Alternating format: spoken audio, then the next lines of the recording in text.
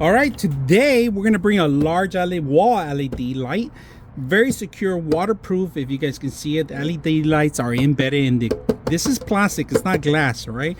So we're gonna set this up today and see how it works. They actually give you this output for the actual power to make it watertight, right?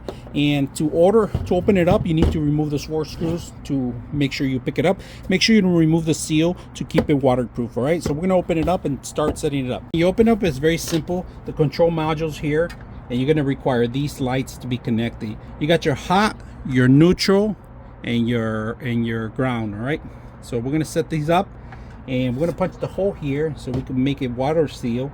And once it's out there, you don't have to worry about it. Just make sure it's mounted right. Now, to mount it right, they give you, if you guys can see inside, there's actually a level right there, so you make sure that you're not too crooked or anything else. So I like that. That's a unique part of it. So we're gonna set this up and see how well it works at night. See how bright this light is. It is extremely bright.